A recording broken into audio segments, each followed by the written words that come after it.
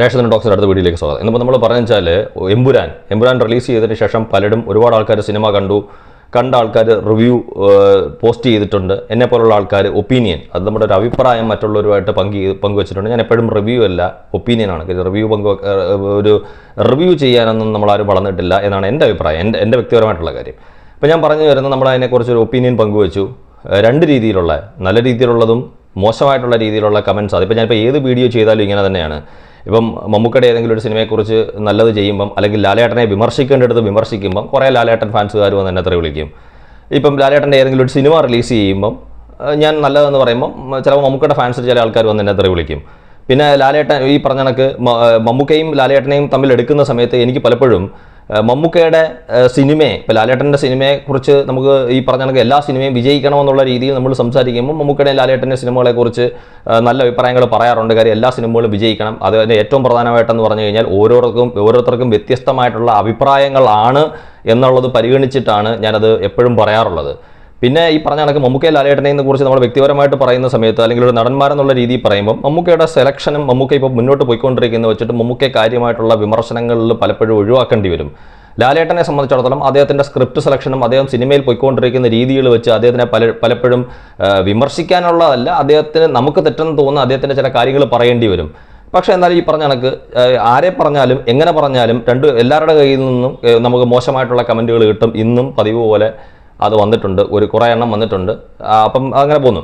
ഞാൻ പറഞ്ഞു വരുന്നത് എന്താണെന്ന് വെച്ചാൽ, ഇപ്പോൾ എമ്പുരാൻ എന്ന് പറയുന്ന സിനിമയെക്കുറിച്ച് വളരെ വലിയ പ്രതീക്ഷയോടുകൂടി സിനിമ തിയേറ്ററിൽ റിലീസ് ചെയ്തതാണ്. കാര്യം ഒരുപാട് ആൾക്കാർ, എനിക്ക് തോന്നുന്നു ഇന്ന് നാളെ മറ്റന്നാളും ഒക്കെ റിസർവ് ചെയ്തിട്ടിരിക്കുന്ന ആൾക്കാരുണ്ട്. അങ്ങനെ ഒരുപാട് ആൾക്കാരുണ്ട്.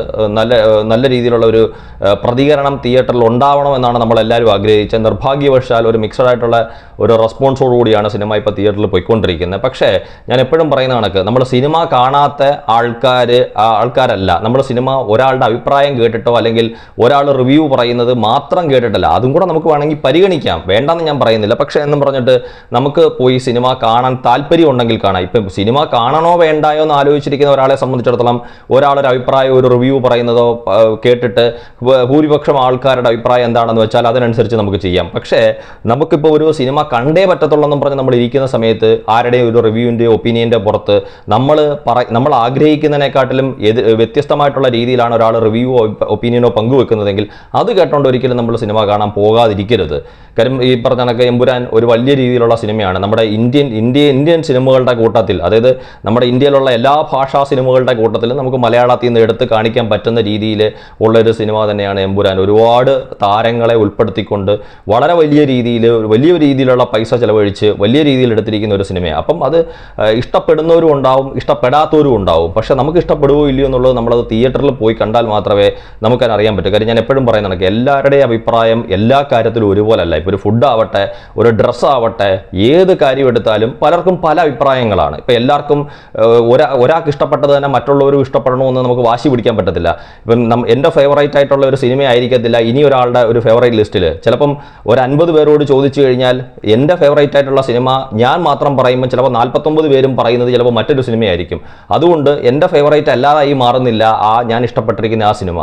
അതുകൊണ്ട് തിയേറ്ററിൽ പോയി നമ്മൾ കാണാൻ ശ്രമിക്കുക. തീർച്ചയായിട്ടും കാണണമെന്ന് ആഗ്രഹിച്ചിരുന്ന ആൾക്കാരുടെ കാര്യമാണ് ഞാൻ ഈ പറയുന്നത്. അപ്പോൾ അങ്ങനെ നമുക്ക് എല്ലാ സിനിമകളും വിജയിക്കണം. കാര്യം ഇത് പറഞ്ഞ കണക്ക് സിനിമ മോശമാണെന്ന് കേട്ടതുകൊണ്ട് മാത്രം നമ്മൾ തിയേറ്ററിലേക്ക് പോകാതിരിക്കരുത്. കാര്യം ഇത്തരത്തിലുള്ള സിനിമകൾ അത്തരത്തിലുള്ള സിനിമകൾ പരാജയപ്പെട്ട് കഴിഞ്ഞാൽ തീർച്ചയായിട്ടും മലയാളം ഫിലിം ഇൻഡസ്ട്രിക്ക് അതൊരു വലിയ നഷ്ടമാണ്. കാര്യം പിന്നെ ഇത്രയൊക്കെ ബഡ്ജറ്റിൽ ഓരോ സിനിമകൾ എടുക്കാൻ വേണ്ടിയിട്ട് പലരും മടിച്ച് പുറകോട്ട് മാറും. അപ്പോൾ അത്തരത്തിലുള്ളൊരു സിനിമകൾ മലയാള സിനിമയിൽ നിന്ന് ഉണ്ടാകത്തില്ല. നമുക്ക് പിന്നെ അസൂയോടും കൂടി നമുക്ക് പറഞ്ഞുകൊണ്ടിരിക്കേണ്ടി വരും. ഹിന്ദി സിനിമയിൽ നിന്ന് വന്ന, അല്ലെങ്കിൽ തെലുങ്ക് സിനിമയിൽ നിന്നും കന്നഡ സിനിമയിൽ നിന്നും അല്ലെങ്കിൽ തമിഴ് സിനിമയിൽ നിന്നൊക്കെ വന്നിട്ടുള്ള ആ സിനിമ കണ്ടോ, ഈ സിനിമ കണ്ടോ, അങ്ങനൊരു സിനിമ മലയാളത്തിൽ നിന്നൊക്കെ നമുക്ക് പറയേണ്ടി വരും.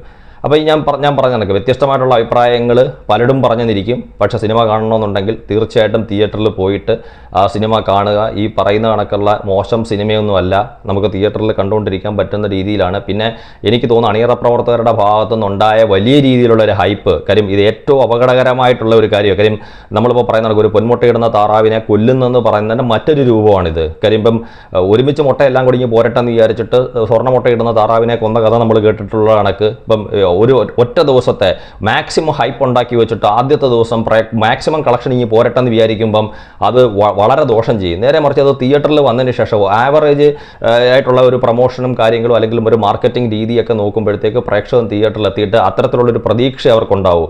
ഇപ്പം അപ്പോൾ അവർ സിനിമ തിയേറ്ററിൽ കണ്ടിട്ട് നല്ല സിനിമയാണെന്ന് അവർക്ക് തോന്നുവാണെങ്കിൽ എല്ലാ ദിവസവും അത് തിയേറ്ററിൽ അതിൻ്റെ വിജയം നിലനിന്ന് ഒരു കൺസിസ്റ്റൻ്റ് ആയിട്ടുള്ള ഒരു പെർഫോമൻസ് തിയേറ്ററിൽ അല്ലെങ്കിൽ ബോക്സ് ഓഫീസിൽ അത് കാഴ്ചവെക്കും.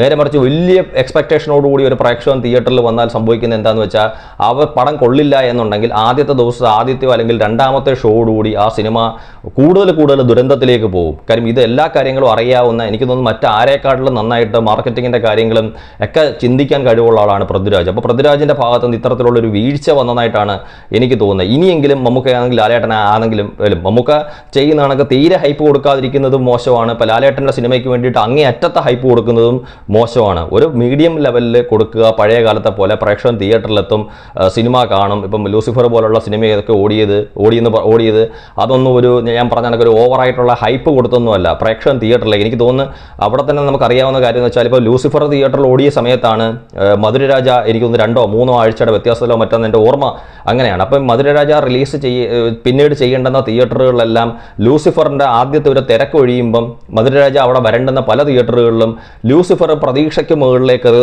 സാമാന്യം തെറ്റില്ലാത്ത രീതിയിലേക്ക് അത് ഓടിയ സമയത്താണ് അത്തരത്തിലുള്ള ചില തിയേറ്ററുകളിൽ ആ സമയത്ത് മധുരരാജ എടുക്കാൻ പറ്റാതെ മധുരരാജയ്ക്ക് പുതിയ പല തിയേറ്ററുകളുമാണ് ആ സമയത്ത് കിട്ടിയത്.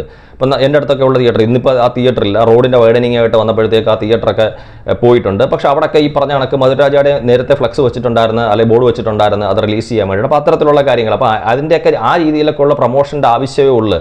ഒറ്റ ദിവസം കൊണ്ട് തീർത്ത് കളയേണ്ടുന്നതല്ലോ സിനിമ. ഏതായാലും വളരെ മോശമായിട്ടുള്ളൊരു രീതിയിലാണ് ഇപ്പോൾ പലരുടെ അഭിപ്രായം എനിക്ക് കാണാൻ സാധിക്കുന്നത്. ഇപ്പോൾ എൻ്റെ വീഡിയോയുടെ താഴെ വന്നിട്ട് ഞാൻ ഇന്നലെ വരെ മമ്മൂക്കയ്ക്ക് അനുകൂലമായിട്ട് വീഡിയോ ചെയ്തിട്ടുള്ള അല്ലെങ്കിൽ ഇനിയും ഞാൻ അങ്ങനെ ചെയ്യുന്ന ആളാണെന്നുള്ളൊരു കൺസിഡറേഷൻ പോലും ഇല്ലാതെ എന്നെ വന്ന് തെറി പറയുന്ന കുറേ ആൾക്കാരുണ്ട്. അപ്പോൾ അതിനൊന്നും ആവശ്യമില്ല. തിയേറ്ററിൽ പോയി പടം കാണാനുള്ളവർ തിയേറ്ററിൽ പോയി കണ്ട് തന്നെ മനസ്സിലാക്കുക. ഏതായാലും എമ്പുരാനൊരു വലിയ വിജയമാവട്ടെ. നമ്മുടെയൊക്കെ ഒരു പ്രതീക്ഷ പോലെ ഒരു 300-400 കോടി ക്ലബ്ബിലോ 500 കോടി ക്ലബ്ബിലോ ഒക്കെ കയറാൻ സാധിക്കട്ടെ. Thank you.